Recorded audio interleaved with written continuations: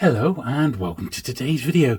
This time we're going to be taking a look through the final batch of Great Pan vintage paperbacks, giving them all their final clean and brush up before they go back into the collection.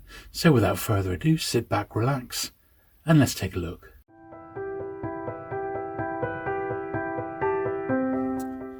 Right then, Patricia Highsmith, A Game for Living. I like Patricia Highsmith a lot, actually.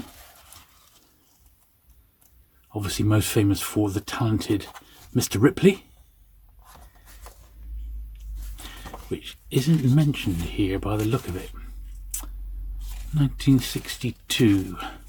So yeah, this is the tail end. So I've pulled out like a box and a half of these Great Pans because this is the very last batch that we've got to go through. So that's a bit of a sort of a VG copy, that one. So I'm going to stick that on my wants list. So that's G548. A Game for Living, Patricia Highsmith. 549, Shadow of Gil. So yeah, we're going to go right the way through to about 700 and something, which is the very end of the Great Pans. And I think they've taken about 9 videos to get through. So that gives you an idea of how many are in the collection. Certainly not got them all, but I've got a fair run of them. We'll shoot.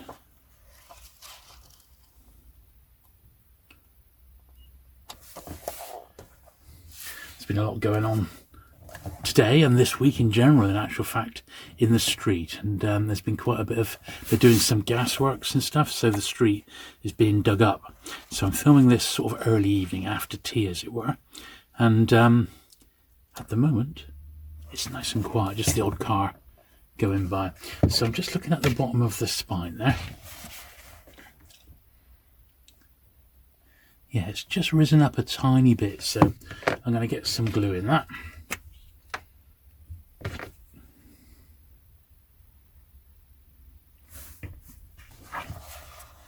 Doesn't need a lot, just a slither.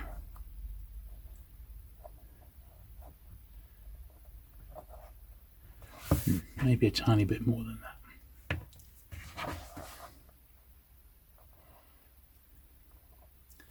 So, as you may know, if you've been watching my other channel, as I film this, the London Paperback show is about 3 weeks away. There we are. And this is the first time they've done the show in 4 years. So I, for one, am very, very much looking forward to it. And I don't know what I'm going to be able to find there. There'll be a lot of, heady competition, shall we say.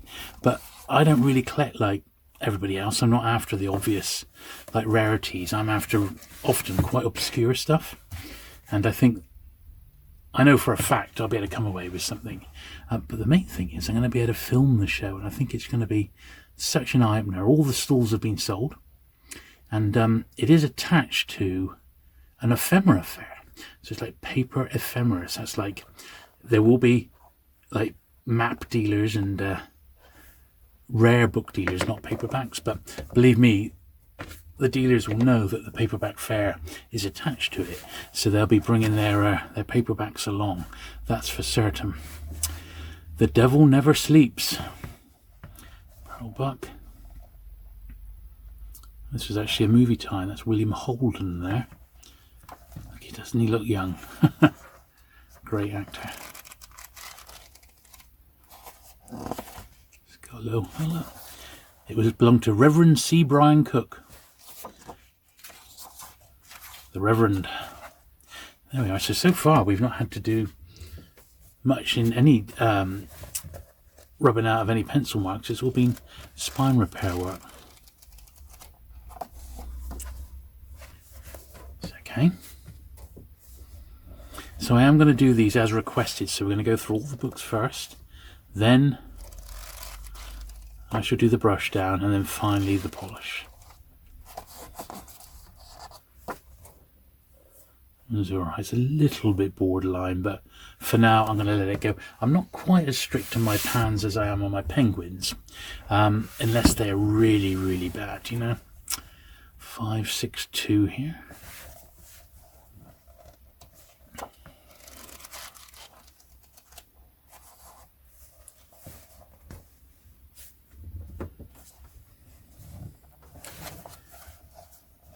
Some women.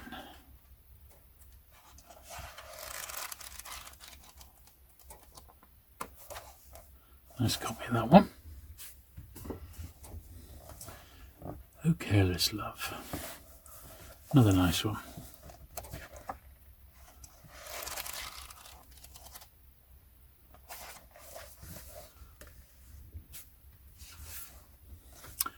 I'm not sure this one's actually a first. I must double check this because I know there are a few different versions of it. Yeah, that is the first. There are some versions of this which come with like a promotional bookmark, but they must be reprints because that's the first there. Edgar Wallace. Read a little bit about Edgar Wallace recently in a King Kong book. He wrote the original. He didn't in the end write the finished screenplay, but he did write the original story for King Kong. The fifth book of crosswords. There they are. Funky series this is. Very difficult to find these days, I think. You know, they don't go for a lot of money. Not like the Wartime Penguin ones, which are very expensive and difficult to find. Mine's a reprint there.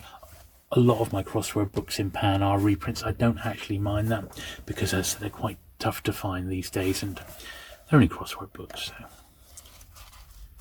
I find the crossword puzzle collectors, and there are at least a couple that I know of, aren't too worried if a book is a reprint or not. They just collect books of crosswords, you know.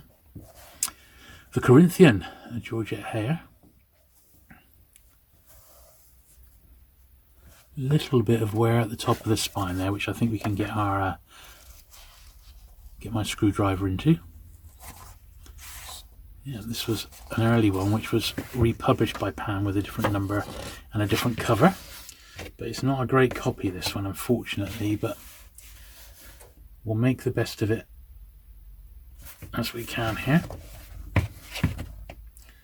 You can see, look, it's been caught at the top there. So slid in what I can safely. Like that. Now the bottom is, well, I think that to me appears as if it's already been glued. So there's only a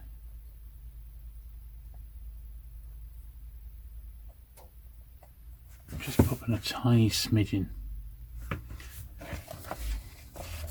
where it's not quite perfect. But yeah, not a great copy. The Corinthian, I think I will put that on my wants list if it's not already on there. So that's G570, the Corinthian, Georgette Heyer. Look out for a better one of that because that is quite worn, that one. Agatha Christie, the Seven Dials Mystery.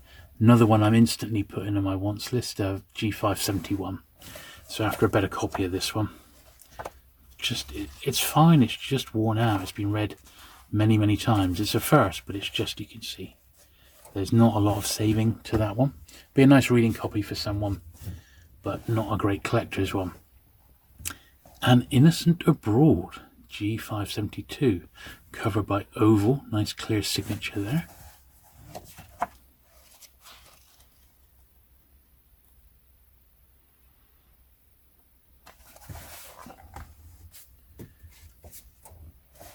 Act of Mercy, that's David Niven, isn't it? Yeah.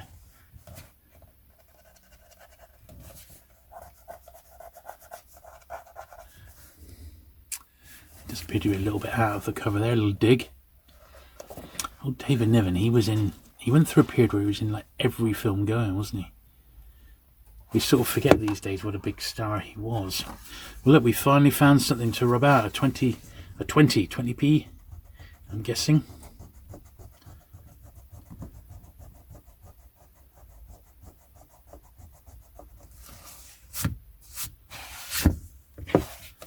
There we are. Not too bad. A bit faded spine on that one, but not to worry. Right, let's put that pile over there. Start a new pile here. Boney and the Black Virgin, Arthur Upfield. Now we will see over the course of this video how the cover style throughout the 1960s does change a bit. So we're still in 1962 at the moment, but we will see a bit of a marked change, because towards the end of the great pans, because it was done by prices, so the great pans were 2 and 6, and we've got the pan giants next, which were a different price point, and more books got published at the giant price. So it means that the final few books we see today, which are great pans, you'll notice quite a distinct change in the style as we work our way through. The Crowded Sky, that's a PEF one, not a familiar PEF one, but PEF all the same.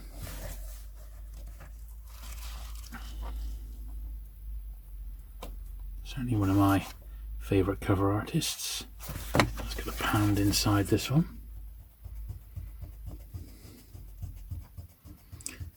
I don't remember buying this myself. I think it came in as part of a collection.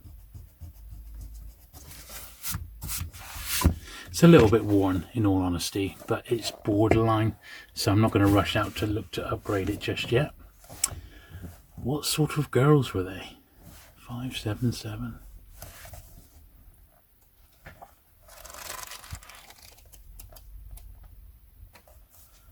Okay, tiny little bit of glue in the bottom of the spine there. Just a smidgen where it's come away.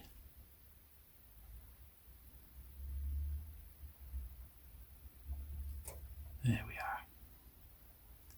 are. That's nice, that's fine. The General, Alan Sirto, 578. Not as big as his other ones, but still, he was a big name in his day, you know. Author of Saturday Night and Sunday Morning. Science fiction here. W. Francis Phillips, nice jacket by him, The World in Peril.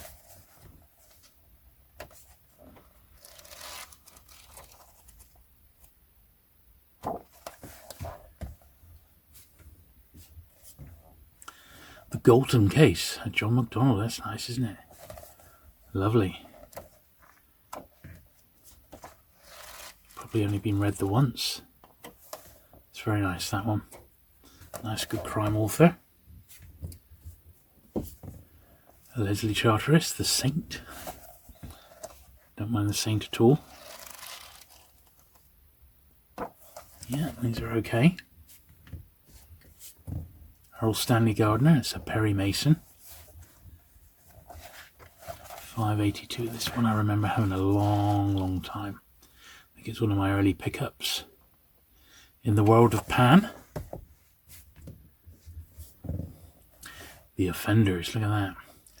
They're looking guilty as hell, aren't they? Let's be honest. I don't know.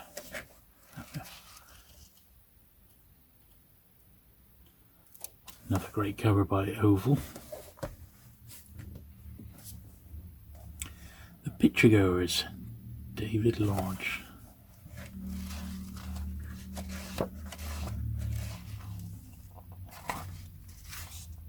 Sometimes you pick up a book, you can sort of feel like the edges and stuff coming out of them. So, The Dark Cross, The Dark Road by James Cross. Look at that, quite a moody cover, that one. No visible sign of a cover artist.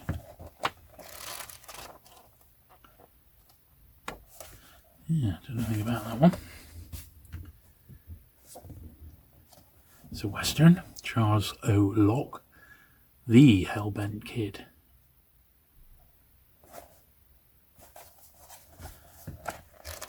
Nice copy of this one. Road to Sirocco. Another lovely one. Knife Edge, Donald Mackenzie. Another lovely Oval cover. He was very, very exacting, wasn't he, Oval, with his artwork. That's a beauty. That is very, very nice indeed. The Mind of Mr. J.G. Reader, Edgar Wallace.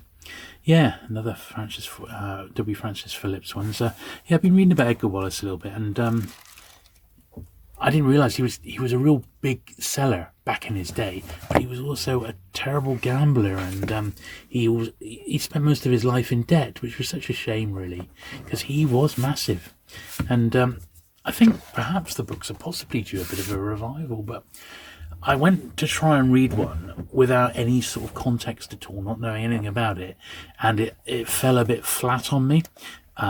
So I am quite tempted to go back and give him a go, maybe, you know. Now I know a little bit about him. So we'll see. John Dixon Carr, The Sleeping Sphinx.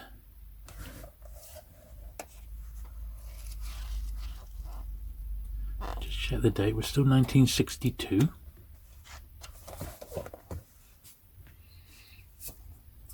The Mirror Room, Christopher Landon, 596. Spotted a little 12 in there.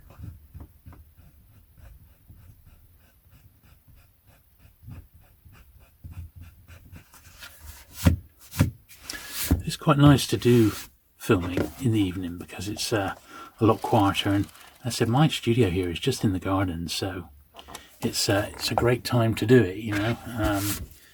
Usually I film during the day. I'll film in the morning, do a bit of editing in the afternoon then, but I just haven't had the opportunity to do that today. I've just had too much on, and quite a bit of running around and stuff, so I was planning to do this video this afternoon, and then something cropped up, so I've been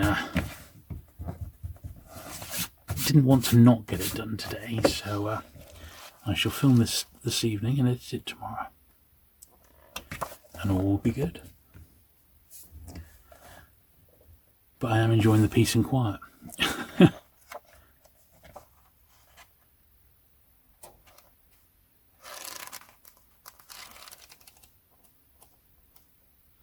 They are about to, in fact they have already started digging up my road to put some new gasworks in. So where I live, the entire street over Christmas, it was really cold last Christmas, we smelt gas, and we had the gas board round, and there was a bad gas leak, and they had to change us and next door, and they went up the street with like a detector, and loads of houses they could smell gas on, so they basically had to change all the main gas pipe work, which is, you know, it's a big job, but better they do that than we have an explosion in the street. But that's what they're doing at the moment, and it's going to take some time because they've just reached my bit of the road, so I'm expecting I'm going to have to time my filming a little bit more in the evenings now, just to do it when they're not drilling.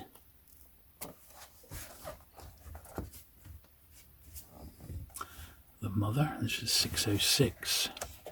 I said the number goes up to about 740, something like that, for what we're going to look at today. It's a bit more of a longer period in history. Ballad of the Running Man. Photograph cover. A little bit beaten up, that, to be honest, this one. Bottom of the spine there is very tatty. I won't put it on the wants list for now, but it'll be one that will eventually get swapped out. Seance on a wet afternoon. Seance, eh?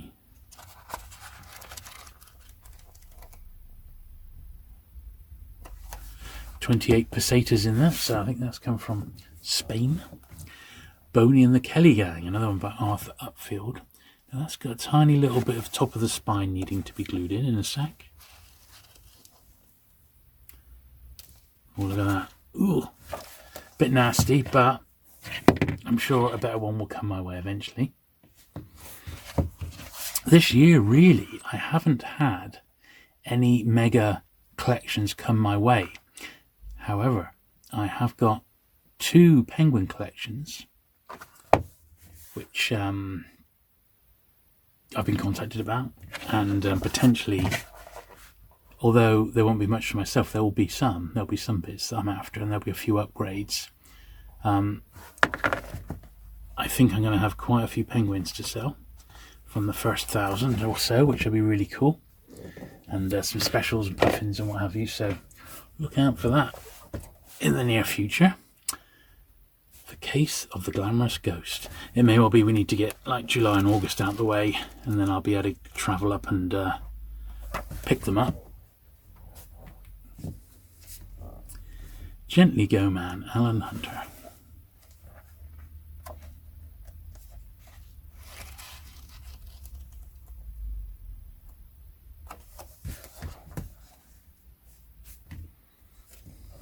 Panagrams.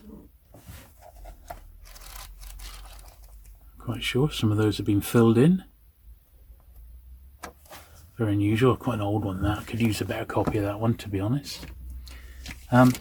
This one I am going to now finally take it out of the bag, and I'll put it in a new bag. This is John Burt, the Man Who Finally Died. Unfortunately, it's got some pen on there, but this was a film tie-in with Stanley Baker and Peter Cushing. And my copy is actually, there we are, signed by Peter Cushing in 1990 when I rode off to him. Very, very nice. So I'm going to give the top edge a clean off on that one. A big Peter Cushing fan. Enter the Saint.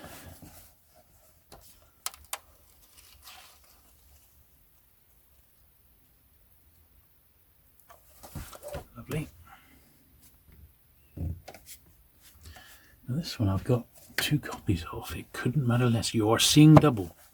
So this one here, it's first edition, but you'll notice it's got inked edges, the green edges. Now this copy here has got regular edges, and the inked one generally means it was possibly imported and then it got remaindered. This is also the first printing, so the same book, same printing, but one's inked and one isn't. And yeah, usually they'd have a big pile of them and they'd just spray the edges so that you knew it was like a remaindered copy. That's usually what that means. Mario, Peter de Paulnay. Oh, Mario. It's alright. 623, The Man in the Carlton. Another Edgar Wallace here. Very nice, moody sort of jacket on that one. Almost like a Gothic, although a bit early for the traditional Gothics that we're familiar with. We Saw the Sea.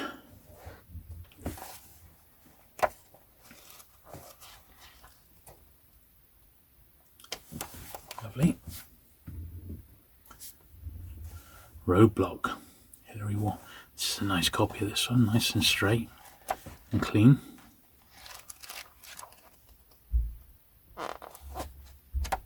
Yeah, it's nice that.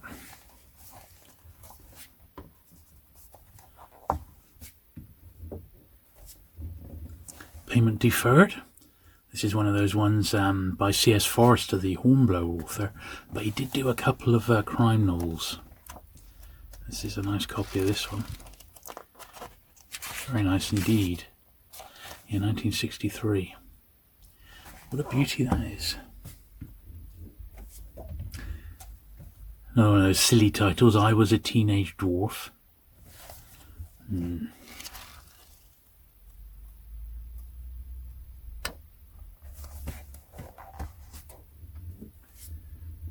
James Kennaway, The Mindbenders. Dirk Bogarde, Mary Ure and John Clements.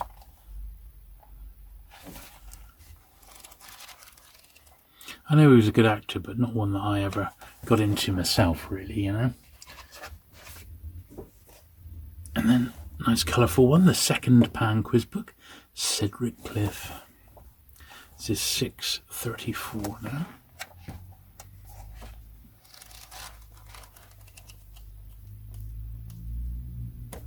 Cool, that's the third pile. Got another pile to go yet. Let's pull those over here. So the Flying Squad, another Edgar Wallace here. Very nice.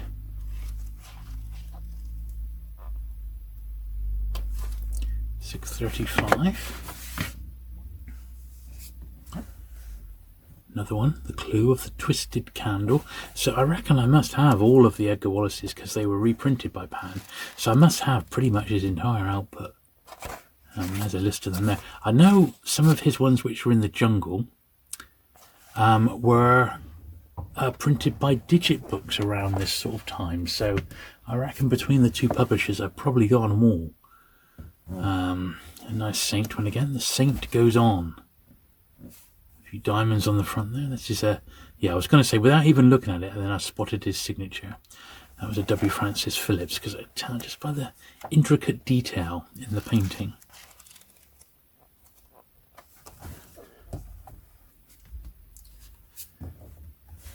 Malcolm Gere, The Bad Dream.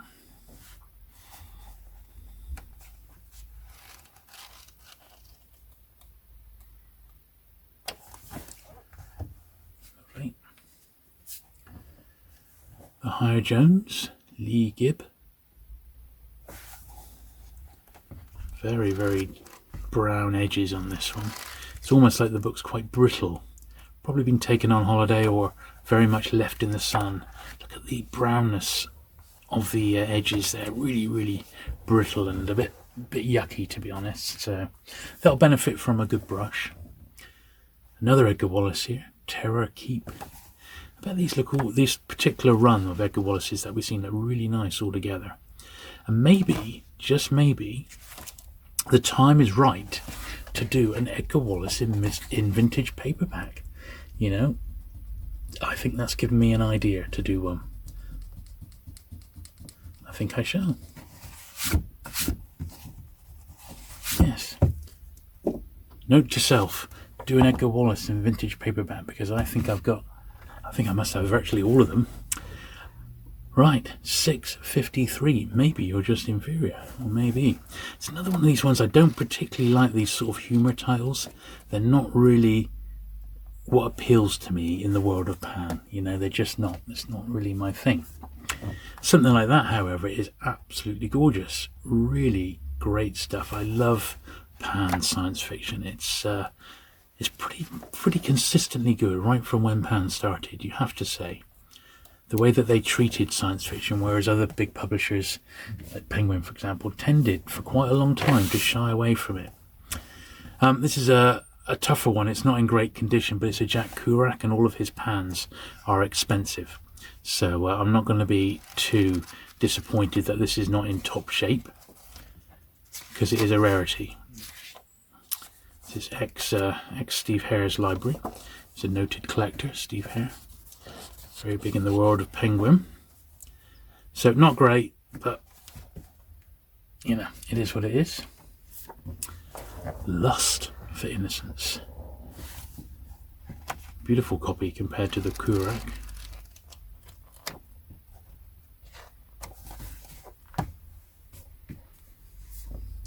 Down the Hatch. Yeah, I'm going to put this one on my wants list. This is definitely an upgrade. So 6, 7. Difficult to tell. It could be 670 to 677, but Down the Hatch, I shall look it up. John Winton.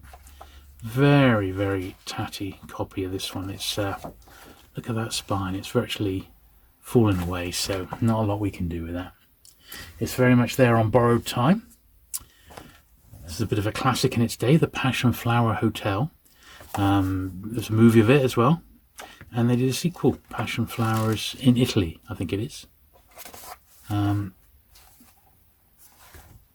It's got a sticker mark on the front there. Might be able to do something with that once we give these a spray down.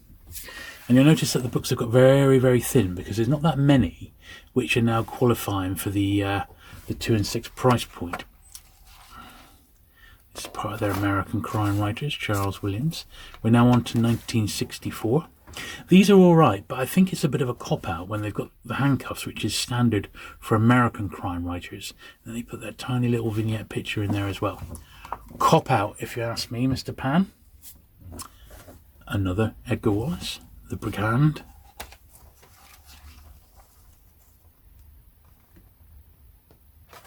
A few remnants of a bit of rubbing out here. That's not been done very well. Evidently I wasn't on the case, you see.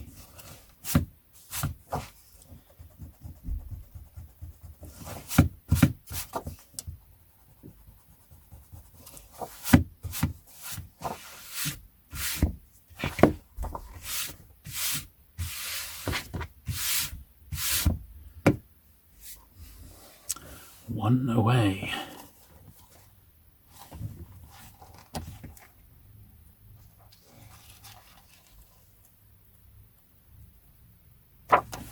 It's lovely. Another one where you're seeing double. It's been a hard day's night. It has indeed. Love the Beatles.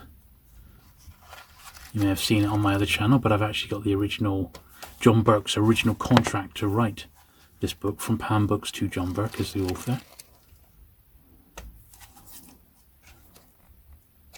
So I've got a couple of copies of that one. Oh Mistress Mine, Henry Froy. This is another one of their sort of comedy ones again. Yeah, so one of their comedy cartoony books.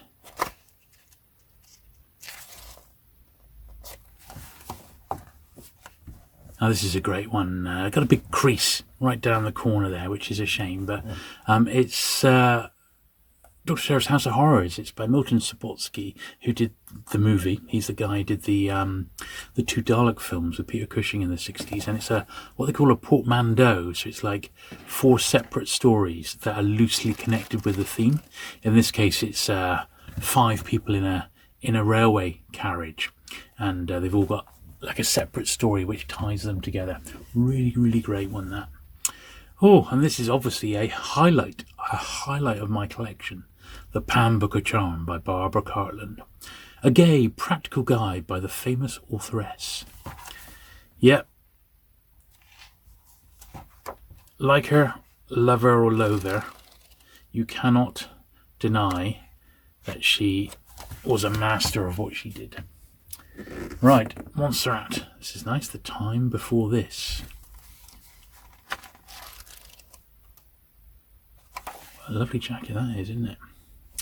Right, I see this one's got a little 4/581, which I reckon is someone recording when they last read it. Because we've seen this a few times where people, just to keep a track, they leave a certain amount of time before they reread a book, so that they've, I guess, forgotten the story, you know. Another one, Smith and Jones. That's all right. Another American one, American author, John D. MacDonald. Crossroads. It's a great cover as well. Shame that that little picture is not bigger, with the guy there with the bullets about to be popped into his gun. Good stuff.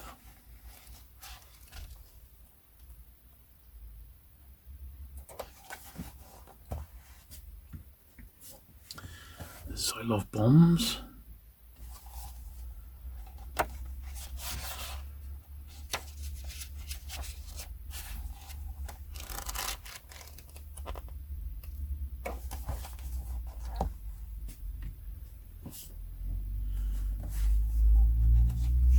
Another one of those sort of comedy ones. Not a fan of these really, but they are sort of part of the Pan story, so I got to keep up with them. Last little batch here, another crossword book, slightly different design here. The actual Pan emblem has gone, as it were, sitting on the cover. That is a first print of that one, so that's all right. Another C.S. Forester, which isn't Hornblower. Beautiful cover by Taylor there. The Gun. Very, very nice.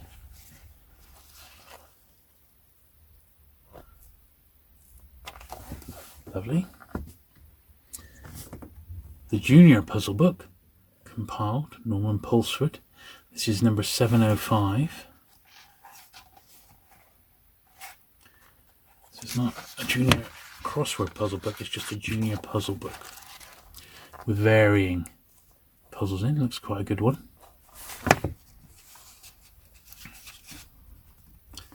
They did like their puzzle books, did old Pan, didn't they?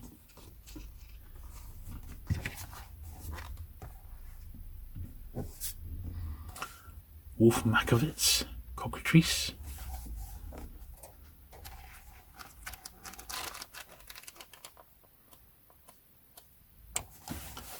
Lovely.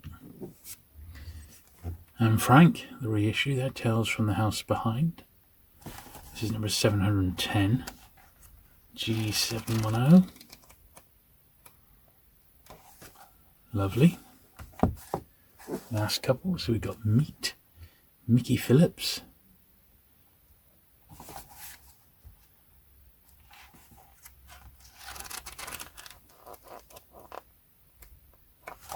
And the last one is Up the Junction, Nell Dunn, 7G712. There we are. 1966. So all the ones we've seen have encompassed basically 4 years. The last 4 years of great paperbacks. Right, so anyway, we've repaired what we can, and we've rubbed out what we can. Next step then is to go across all the edges and give them a good brush. Right. Quite a bit to get brushed down, so we shan't delay.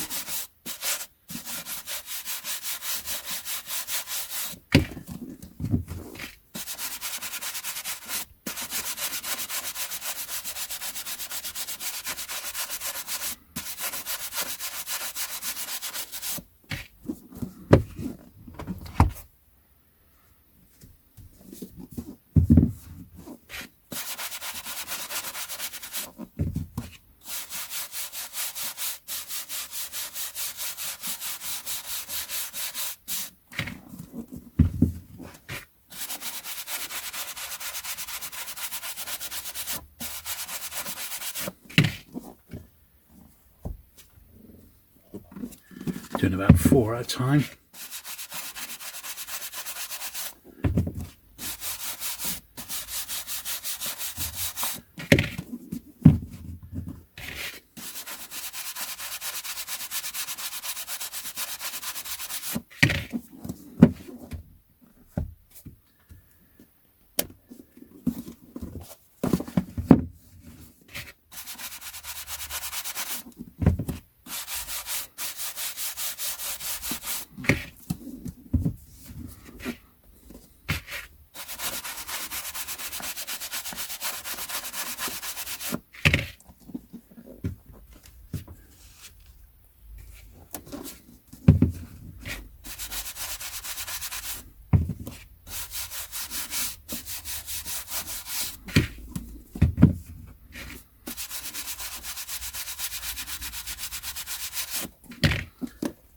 Lovely.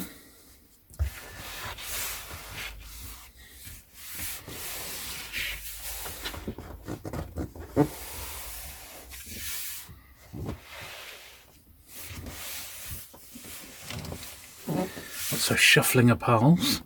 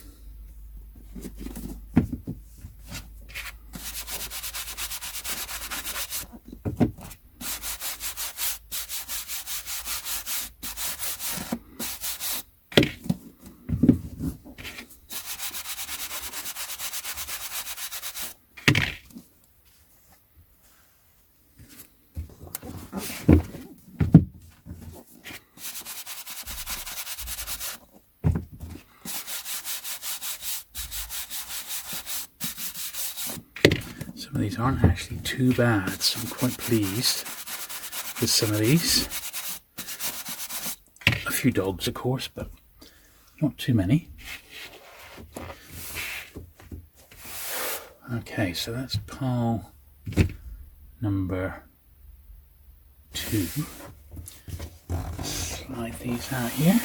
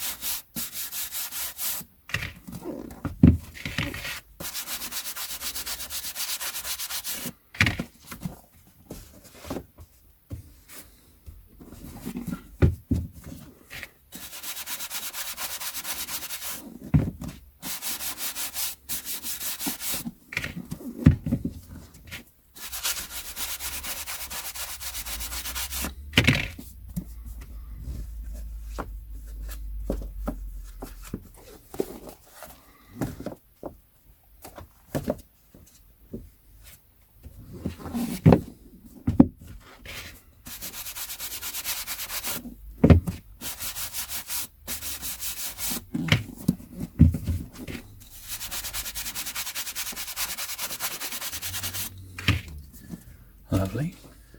Last pile.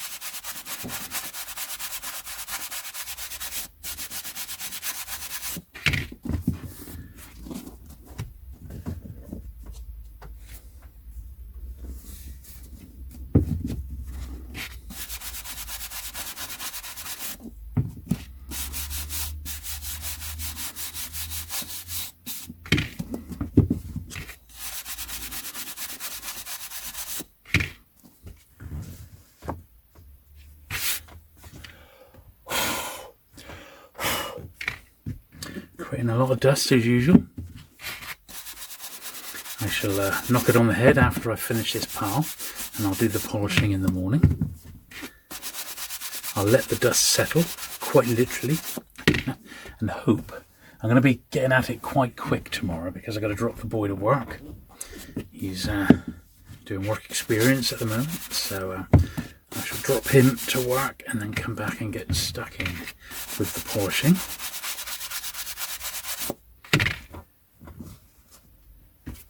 But as far as you're concerned, of course, it'll be a mere fade to screen, and then we'll be back with the Mr. Sheen in action.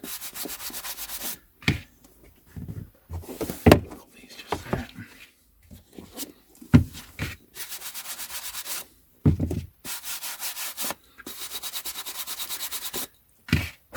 There we are. Right. Next stop, getting the polish out.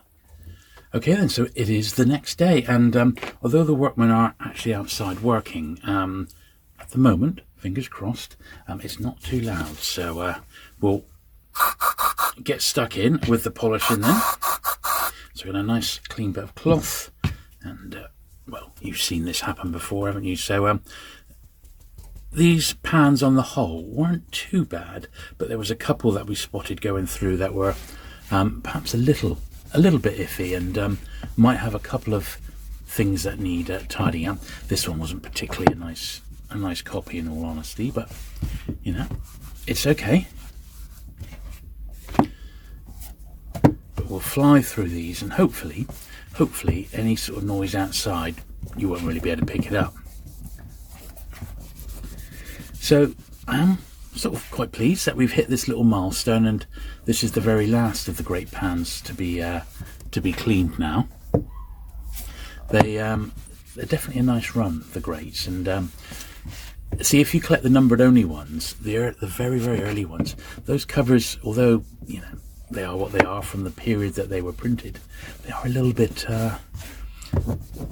bit boring, shall we say, compared to, you know, the really nice like artwork covers that we've got here, which I think is what is the big attraction with Pan. Plus, of course, they did have a good stable of writers. It wasn't like they didn't have any big names, because they did, you know, not least of which Ian Fleming, of course. Of course, as you're going through these videos, you may have noticed that we never come across the James Bond books. That's because all my Bond books have been pulled out of my main Pan collection and are stored separately. So if you've never actually seen that video, there is a video where I go through, it's about 2 hours long, and I clean up my entire James Bond paperback collection. It's I've got quite a few there. I've always loved the Bond books, and I think they're still really good reads today, you know. Although I hear they've rewritten a few bits because they were a bit politically incorrect, which I think is a bit silly. I think they should just put at the start of these sorts of books, this book reflects, you know, the times that it was written in. You know, I mean, you wouldn't go back and rewrite, I don't know, Pride and Prejudice or something, would you? But the fact that it's a more modern book, you know, it means it's open to, you know, reinterpretation once the author's dead. I mean, they wouldn't dream of doing this if the author was still alive. There would be absolute hell to pay. But it seems when an author passes away, it's free game, and I just don't agree with it. It's just ridiculous.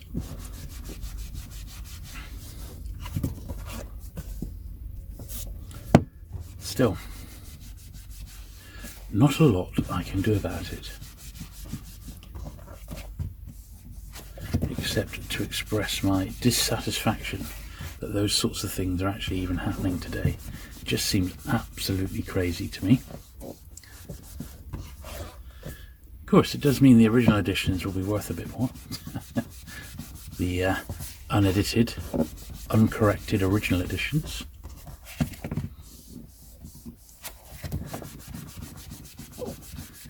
Don't want to go too heavy on this polish. It's just to sort of get off the surface dirt more than anything.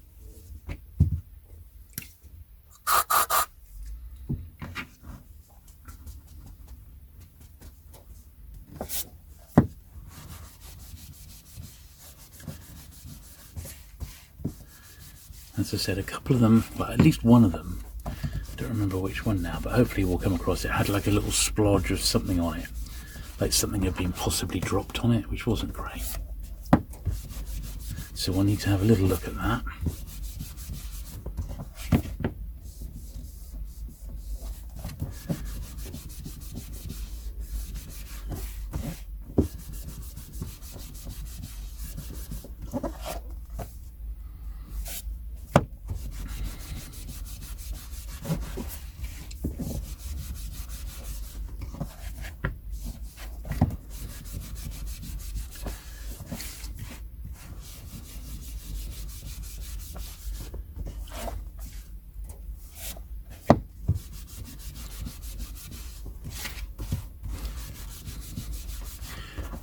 I don't know about you, but if a book is a bit too far gone and a bit too dirty, then it almost puts me off reading it.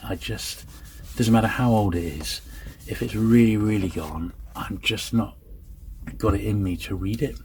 And I'm not trying to be sort of snobbish about it. It's just, if it's a dirty book, it's just You know, I'd rather wait till a better one came along, if you know what I mean.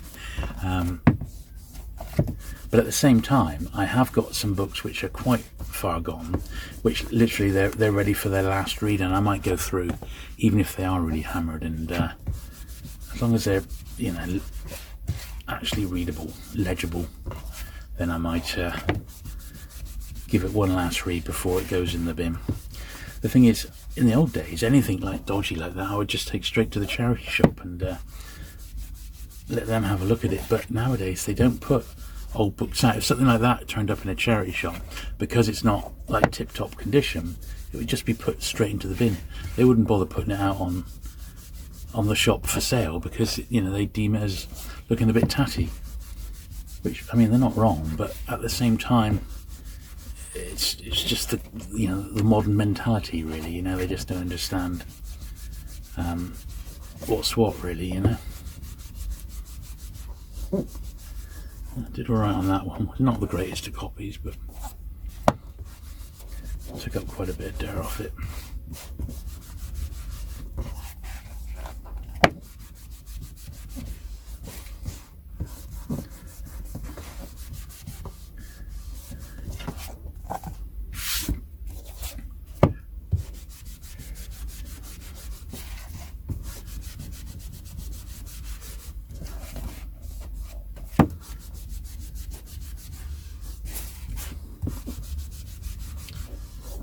Right, so that's pile number one.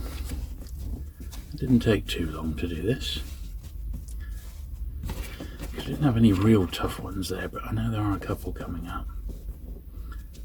So I think I had a quick check. I think there's, to do all the great pans, has taken 8 videos, believe it or not. So eight of these, 8 boxes to film to do all the great pans, which is quite something, isn't it? You know, I didn't realise there'd been that many, and obviously I haven't got them all by any means. I reckon I've got, of the great pans, I must have 75% now. I reckon. I don't think I got that many left to get, but quite a few upgrades. You know, certainly there's a few that I'd be very glad to receive better copies of, but as I said, with pan, I've never really shunned any away. Even if it's really tatty, I'll keep it in the collection until a better one should come my way, really. You know, that's a lovely one there, isn't it? The green-eyed monster, that is gorgeous. So that's sort of always been my sort of mentality with pan, is that don't let any slip through your fingers, because you're never quite sure when you're going to see another one. My friend Tim, who runs the Pan Collectors website at ticket.net, absolutely fantastic website, and Tim's personal collection is, well, it's the best pan collection outside of Pan themselves, and he's got plenty that they haven't, like the Pan Record magazine, for example. But my friend Tim, he only needs just the one pan to finish his entire collection, which is fantastic. You know, absolutely amazing. It's I think it's the 3rd Pan Junior Crossword Puzzle Book. So there you go. If you got one of those, do let me know, because I'm sure Tim would love to find one. He's found the copy in the archive. He's had a little look at the sales for it in the archive. It seems to have had about 50,000 printed of it. It just, for some reason, no one can track a copy down. Very, very unusual. I just can't sort of figure out why. But there you go. That's how these things happen.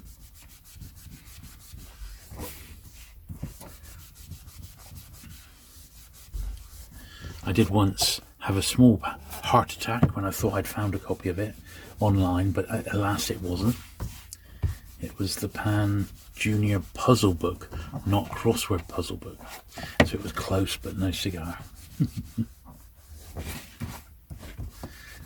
I think Tim himself had been caught a couple of times by that, because often when you're looking for something obscure like that, you do scour the planet, literally, and you do see a few odd listings.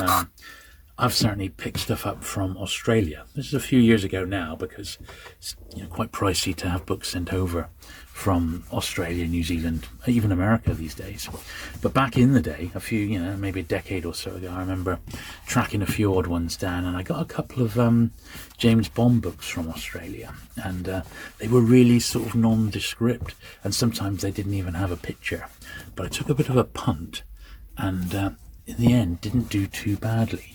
And I know Tim himself has said he's had similar sort of success, but you have to have a bit of a leap of faith. And nowadays we're so used to actually seeing pictures of what we're buying online that if there isn't a picture accompanying it, particularly if you're going to spend some money to get it over from, say, another country, well, that really is a bit of a gamble, isn't it?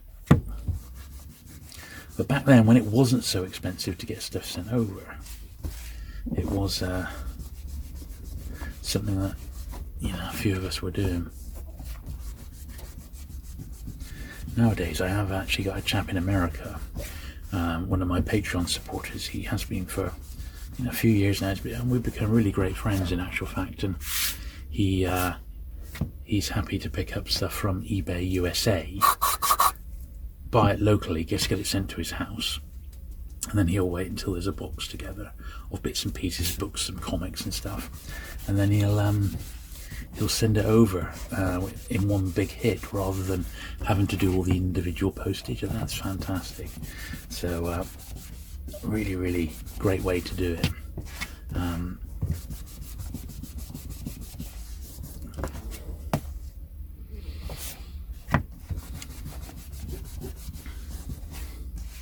Now I was trying to think what we were planning to do next week. We've just done a Penguin one last week and Pan today. I think it might be just the very tail end large format books, and this is basically, I think, pretty much the last of it. I've got some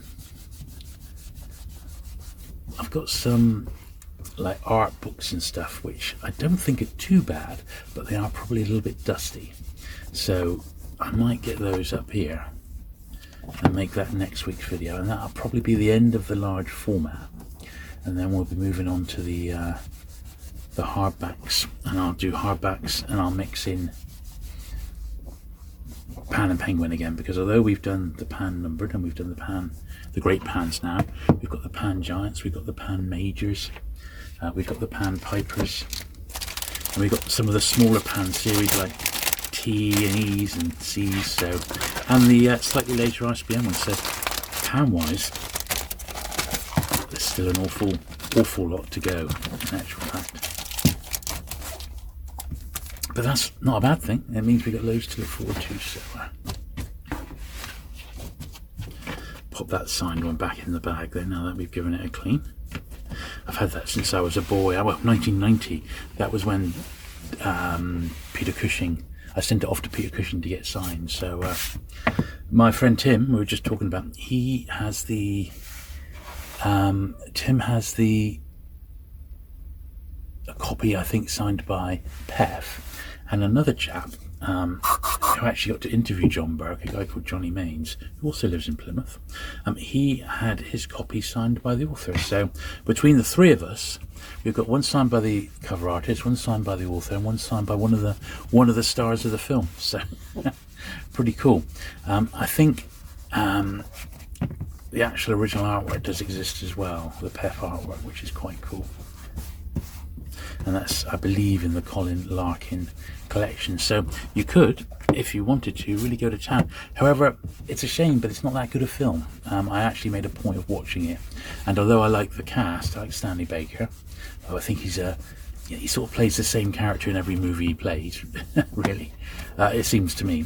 And I love, obviously, Peter Cushing. The actual film itself isn't that great. So just my opinion, of course, but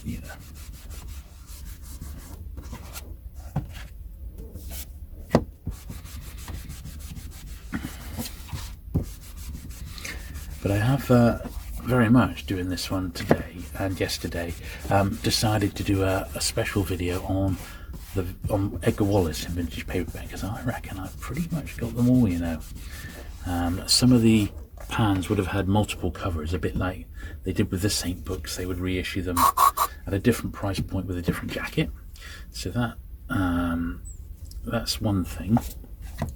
And I think his Sanders ones, which I think like they're all set in the jungle, which was actually he actually had experiences himself of time in the jungle, so South America and places like that, quite exotic places, particularly for that era when he was doing it in the 1920s, just post-war.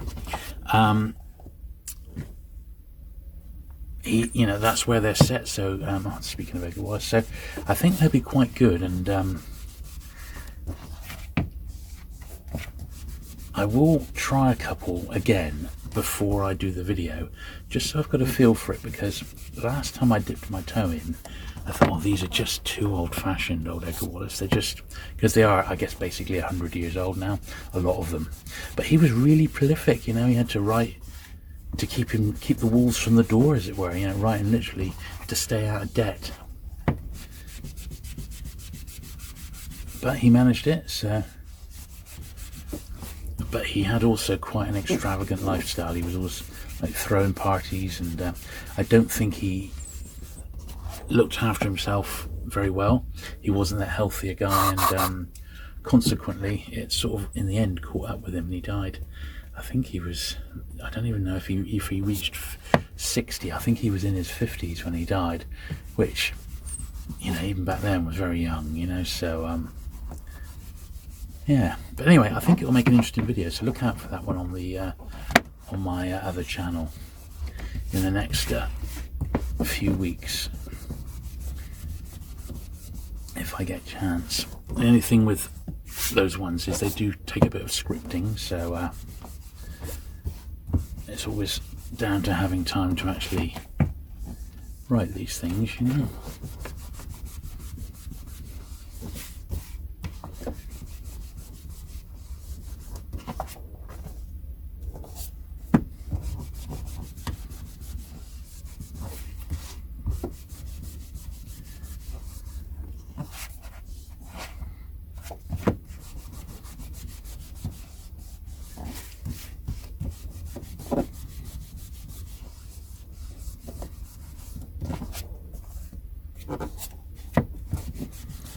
Nice little run of nice condition books here, actually.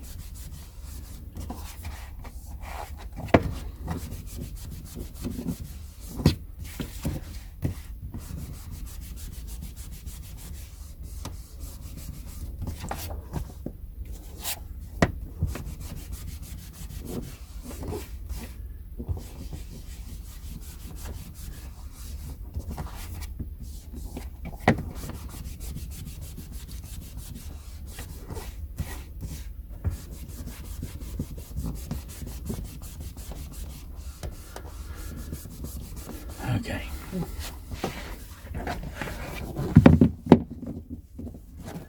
So that's pile number 2.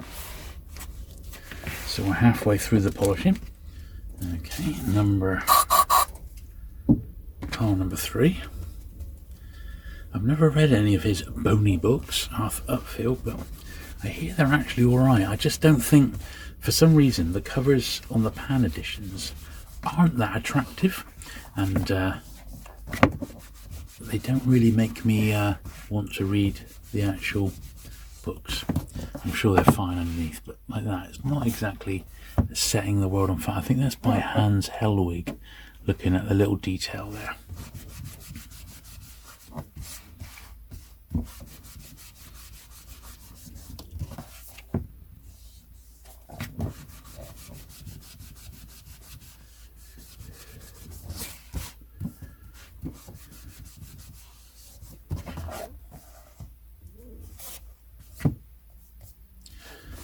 Checking some of these covers, make sure I'm not missing anything that actually needed to be cleaned.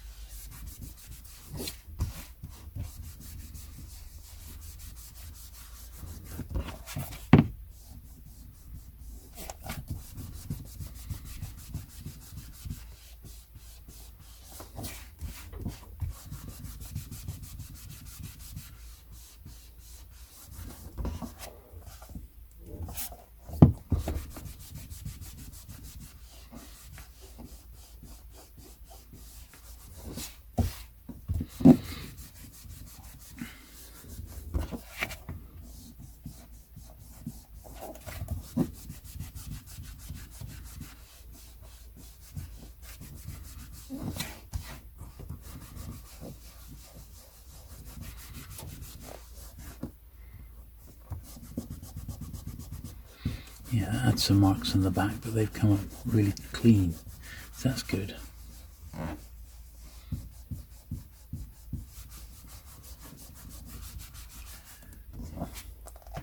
W. Francis Phillips.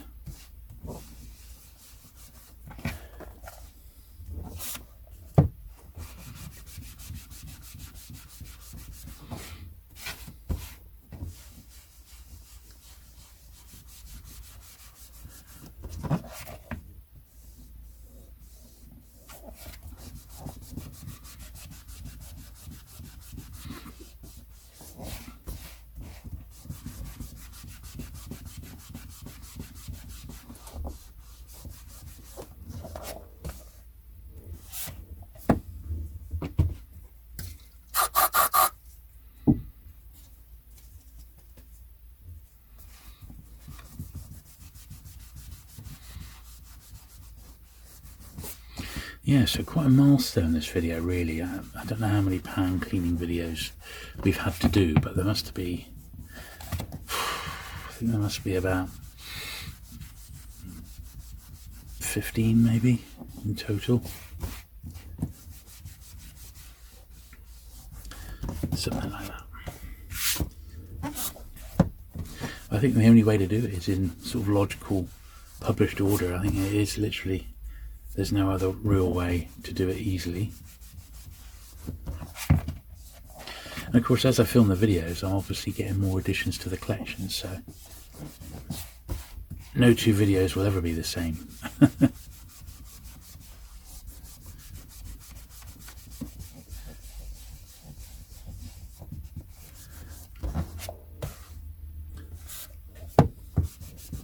But yeah, it'd be nice to think I could pick some up at the London Paperback Show. I'm sure there'll be plenty of pans for sale, you know, plenty.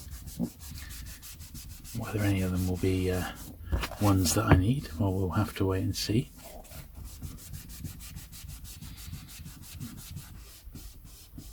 So I'm not really sure what I'm going to find there, but I'm hoping to find a few bargains, that's for sure. As you know, I like to buy in bulk, and for the first time ever, I'll actually no, that's not true. Back in the 90s when I first went and I met the artist Pef, I did have a car parked at the venue then, but ever since then, the few that I've been to since then, I've always had to go down on foot basically, and I could only take with me what I could carry. And this time round I will actually have, because I'm going with a couple of dealers, I'll be able to leave some stuff behind their stall, and I'll take up a couple of comic boxes with me, and we'll see how we get on. Hopefully really well. But I'm not really expecting to find much in the way of bargains. The paperback market has very much changed in the last few years, and there's nothing stopping anybody looking books up on eBay and finding out what they're selling for. But at the same time, even if a book is like, I don't know, valued at so much money, its availability, are they actually out there? So the Badger book, Rodent Mutation, I think a tatty one recently sold for about £45, but that's the only one that's gone online like this year. So it's not like they're coming up all the time. That's a genuinely scarce book. And you know, if there's one at the London Paperback Show and it's that price or a bit more, well, you know, that's the sort of place you're likely to find it, isn't it? That's a lovely cover there. I really like that one. Slightly darkened spine, but generally alright. Generally okay. Working my way down a little bit of the slightly more cleaner part of the cloth.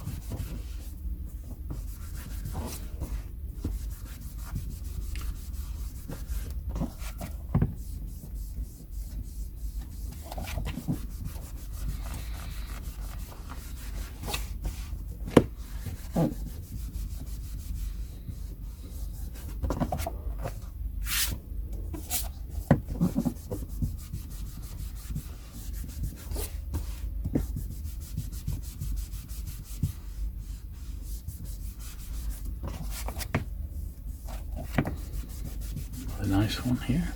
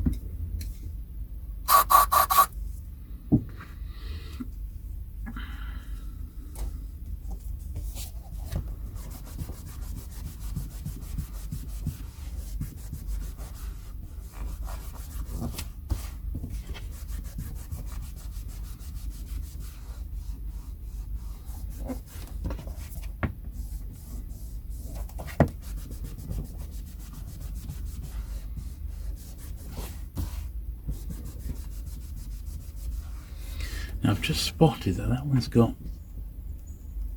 I don't know if that's pencil on the back or if it's pen. So I've got my soft rubber here now.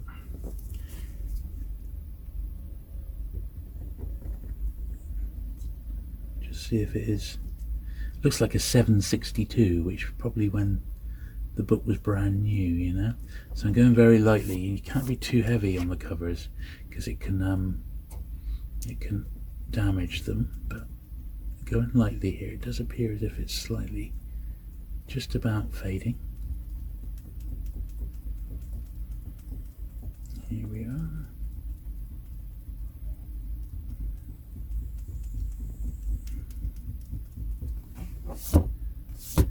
Yeah, looks like it's almost gone.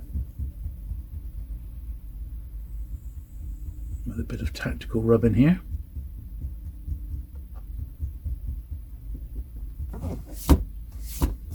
There we are. I don't want to overcook it, but there we are. Just, it is John Burke after all.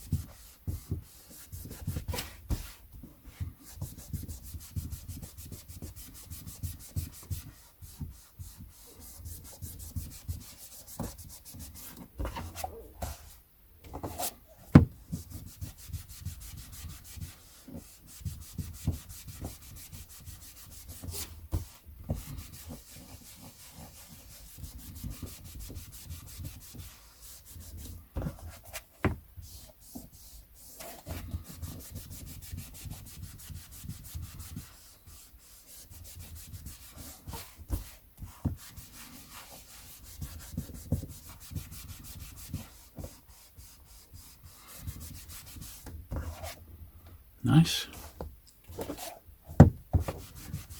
Last one of pile number 3 here.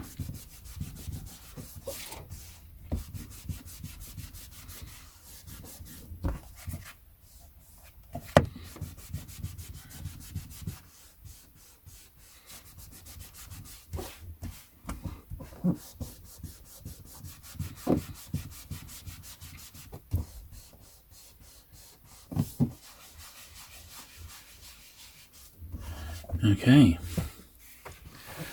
so let's square these up. Just one more little pile to do. Well, slightly bigger pile. And we shall be done for today.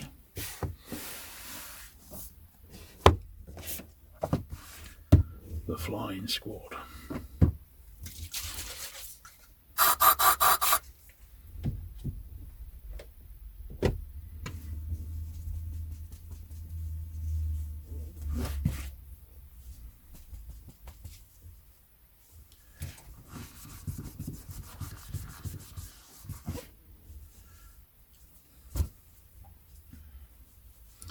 Try and keep a clean bit of cloth. I don't want to sort of rub dirt back into the covers, do we? You want to use a clean bit here, so.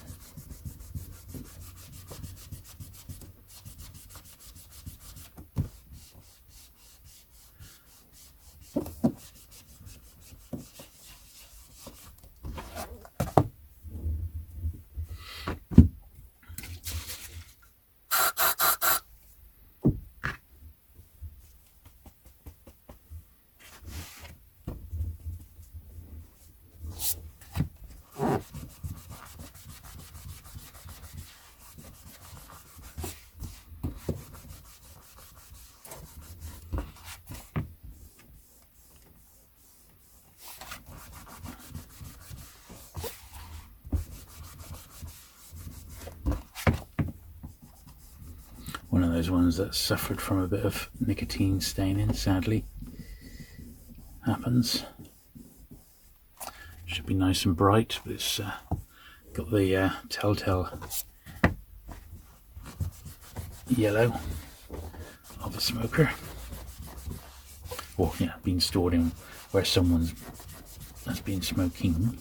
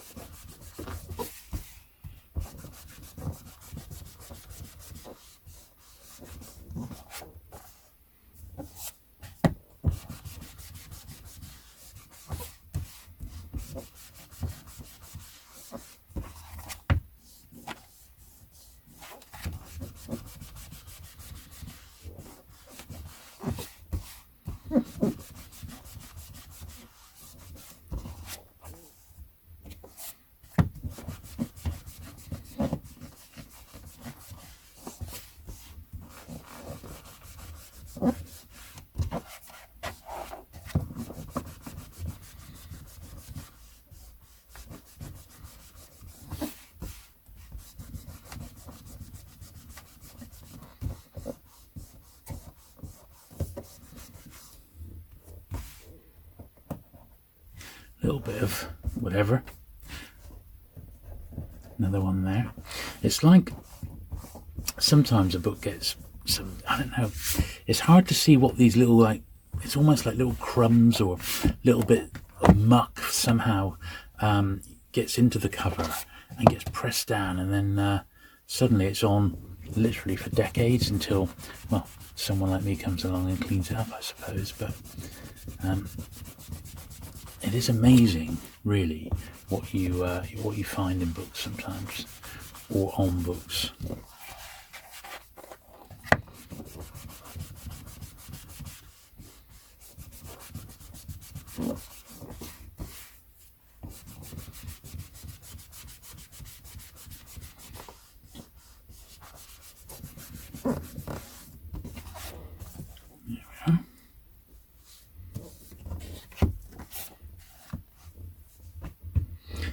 Bit of a tatty one there, but it's okay. It is a rare one.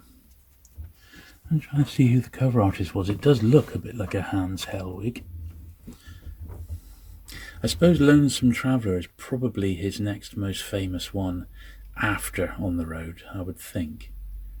But this is another one. Jack Kerouac is another one of those authors, a bit like Anthony Burgess, who were originally published by Pan, and then Penguin got in on the act and made them a Penguin author.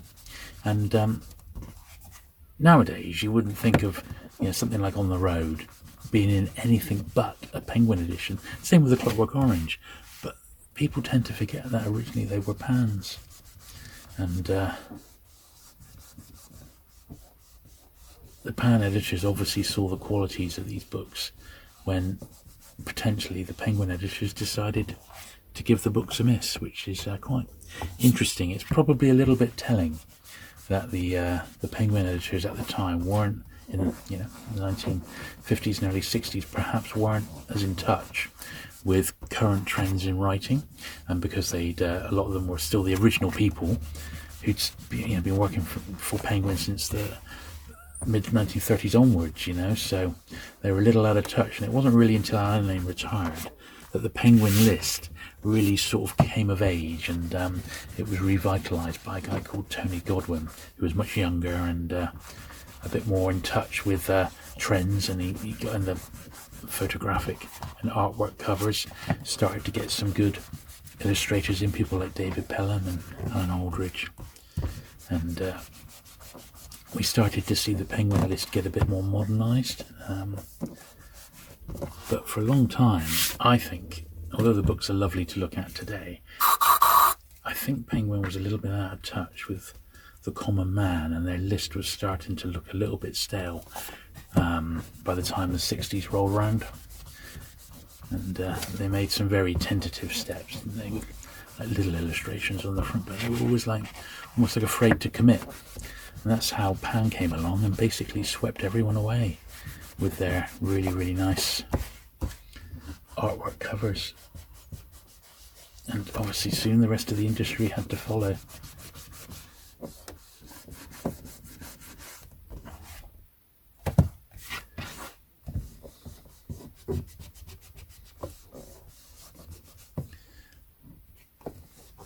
Yeah, not the greatest of copies, that, but film's quite fun. I seem to remember it's got... no, I'm thinking of actually the St. Trinian's movie. I was going to say it's got George Cole in, but it hasn't. But there is a Passion Flower Hotel film, which I remember being quite fun. It's like a light-hearted comedy, a bit along the lines of the St. Trinian's movies, but a bit more up-to-date, as it were.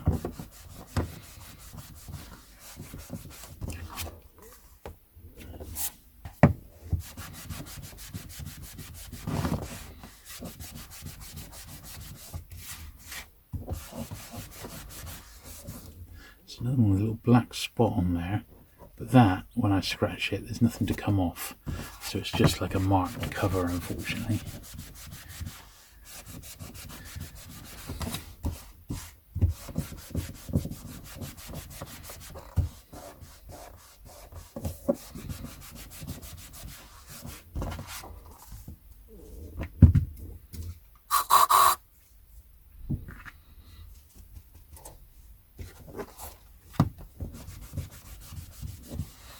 One away.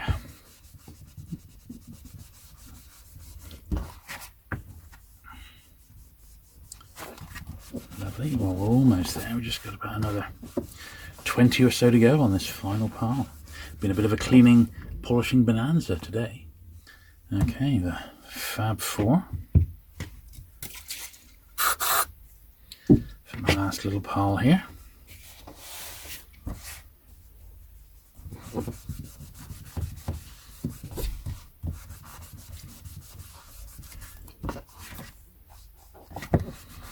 I think I've got the American edition of this. I must pick that up.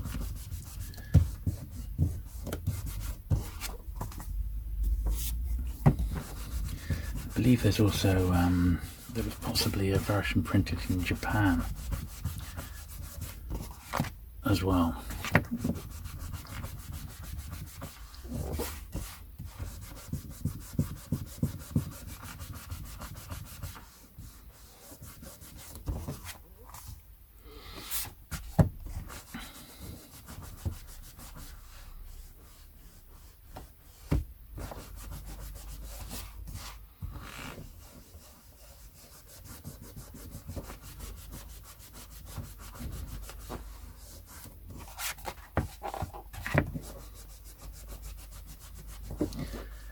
Quite a few marks on it, but they're coming up quite nicely, which is good.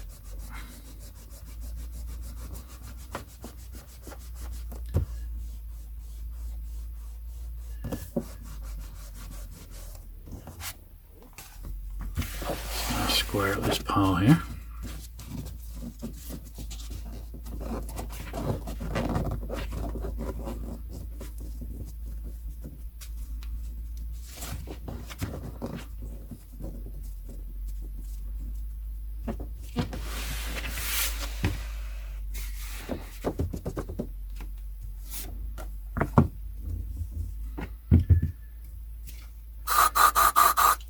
Another clean bit of cloth towards the end here.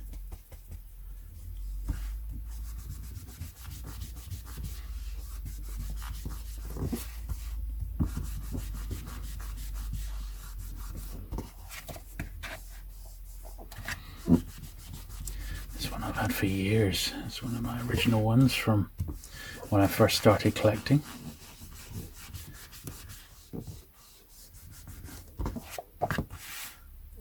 Very nice. I said I might get a slightly better copy of that one.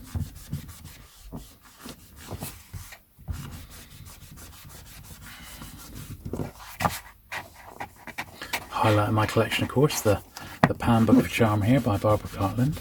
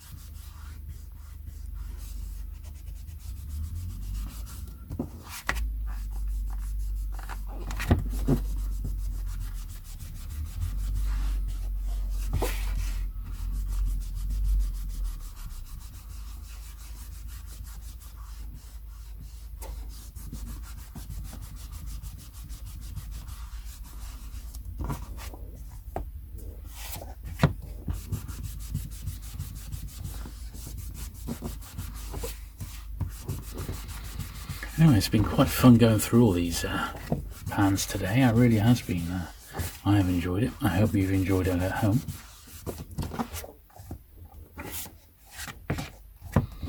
They certainly are a great publisher. They really, really are.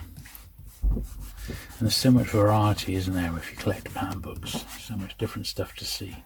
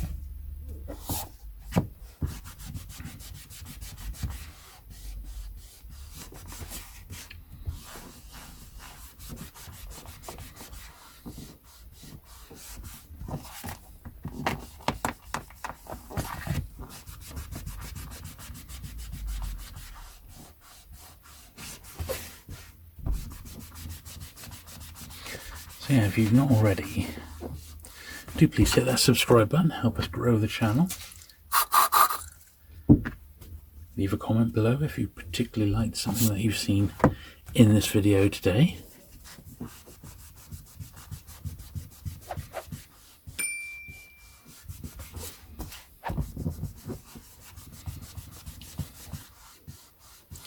You can always check out my other main channel, where I post videos 3 times a week for more book content, a bit more variety, and we look at series in detail, as well as other things as well, toys and what have you.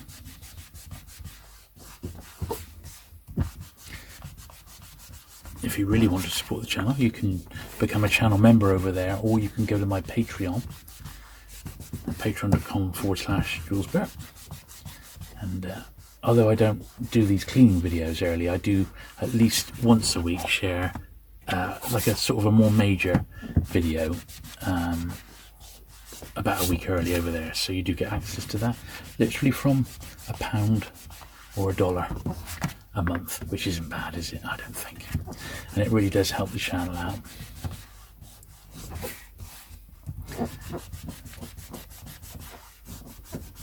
But yeah, thank you very much for watching today.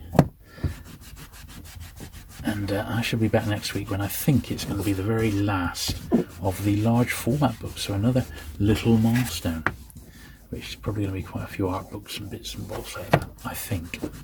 And I think a few more graphic novels as well. But there we are. See you in 7 days. Bye.